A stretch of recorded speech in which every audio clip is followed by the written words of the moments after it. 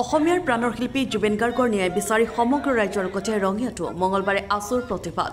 ৰঙিয়াৰ গান্ধী মণ্ডপৰ সন্মুখত মঙলবাৰে আছুৰ কেন্দ্ৰীয় সমিতিৰ আহ্বান মৰ্মে কামৰূপ জিলা ছাত্ৰ সন্থাই অমৃত কণ্ঠ জুবিনৰ ন্যায়ৰ দাবীত অৱস্থান বিক্ষোভ কাৰ্যসূচী ৰূপায়ণ কৰে। ৰঙিয়া আঞ্চলিক ছাত্ৰ সন্থাই সহযোগ কৰা এই বিক্ষোভ কাৰ্যসূচীত প্ৰতিবাদকাৰীসকলে জুবিন গাৰ্গৰ হত্যাৰ উচিত বিচাৰৰ দাবী কৰে। এই বিক্ষোভ কাৰ্যসূচীত বয়োজ্যেষ্ঠ শিল্পীৰ লগতে বিভিন্ন সামাজিক ক্ষেত্ৰৰ লগত জড়িত ব্যক্তিও অংশগ্ৰহণ কৰে। আজি সদৌ অসম ছাত্ৰ সন্থাৰ আহ্বান মৰ্মে সদৌ কামৰূপ জিলা ছাত্ৰ সন্থাই ৰঙিয়া আঞ্চলিক ছাত্ৰ সন্থাৰ সহযোগত প্ৰাণৰ শিল্পী জুবিন গাৰ্গৰ ন্যায় প্ৰদানৰ দাবীত আমি আজি এই বিক্ষোভ কাৰ্যসূচী ৰূপায়ণ কৰিছোঁ। আজি 25 দিন হ'ল অসমৰ প্ৰাণৰ শিল্পীগৰাকীক ছিংগাপুৰলৈ মাতি নি যি পৰিকল্পিতভাৱে হত্যা কৰা হ'ল, এই হত্যাৰ উচিত বিচাৰি আমি এই ন্যায় প্ৰদানৰ দাবীত আমি এই বিক্ষোভ কাৰ্যসূচী ৰূপায়ণ কৰিছোঁ। আৰু আমি সদৌ অসম ছাত্ৰ সন্থাই আমি ধাৰাবাহিকভাৱে কাৰ্যসূচী ৰূপায়ণ কৰিছোঁ প্ৰাণৰ শিল্পীগৰাকী ন্যায় নোপোৱা পৰ্যন্ত। এতিয়া কথাটো হ'ল আমি চৰকাৰলৈ এটাই আহ্বান ৰাখিছোঁ, প্ৰাণৰ শিল্পীগৰাকী ন্যায় প্ৰতিজন অসমীয়াই বিচাৰিছে, প্ৰতিজন মানুহে বিচাৰিছে, কিন্তু বৰ্তমানলৈকে চৰকাৰে ন্যায়ৰ ক্ষেত্ৰত কিছুমান বিভিন্ন কথা কৈ এই ন্যায় প্ৰদানৰ ক্ষেত্ৰত কিছু কথাবোৰ ফালৰি কাটি নিবলৈ চেষ্টা কৰাটো অতিকৈ দুৰ্ভাগ্যজনক।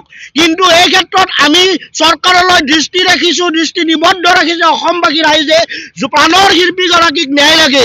যিগৰাকী শিল্পীয়ে অসমৰ হিয়াৰ আমঠু আছিল, সেই শিল্পীগৰাকী নোহোৱা হৈ যোৱাৰ পিছত অসমৰ ৰাইজে কিন্তু শান্তিৰে শুব পৰা নাই, খাব পৰা নাই। কিন্তু অসম চৰকাৰে এই ন্যায়ৰ ক্ষেত্ৰত, ন্যায় প্ৰদানৰ ক্ষেত্ৰত বিভিন্ন কথা কৈ পিনে আমাৰ এই সংগ্ৰামখন বিচলিত কৰিব বিচৰাটো অতিকৈ দুৰ্ভাগ্যজনক। অসমীয়া ৰাইজে প্ৰাণৰ শিল্পীগৰাকী ন্যায় বিচাৰিছে, অসমীয়া ৰাইজে বিশেষ বিচৰা নাই, কিন্তু অতি শীঘ্ৰে ন্যায় প্ৰদান কৰিব লাগে। ন্যায় প্ৰদান নকৰা পৰ্যন্ত সদৌ অসম ছাত্ৰ সন্থা তথা অসমবাসী ৰাইজ কেতিয়াও শান্ত নহয়। জুবিন গাৰ্গৰ ন্যায় লাগিবই, স্পষ্ট কথা। জুবিন গাৰ্গৰ হেমাহিৰ ক্ষেত্ৰত যিসকলে পৰিকল্পিতভাৱে হত্যা কৰাৰ ক্ষেত্ৰত যিসকলে আগভাগ লৈছে, সেইসকলৰ ক্ষেত্ৰত কঠোৰতকৈ কঠোৰতম শাস্তি দিব লাগিব। তদন্ত পানী নসৰকা বিধৰ হ'ব লাগিব।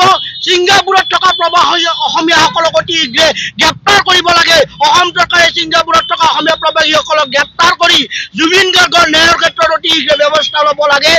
শ্যামকানু মহন্ত, সিদ্ধাৰ্থ শৰ্মা আদি যিসকলে এই ক্ষেত্ৰত জড়িত হৈ আছে, অতি সোনকালে এইসকল ব্যক্তিক শাস্তি দিয়াৰ ব্যৱস্থা কৰিব লাগে। আজি এই সংগ্ৰামৰ জৰিয়তে পুনৰবাৰ জুবিন গাৰ্গৰ ন্যায় বিচাৰিছোঁ।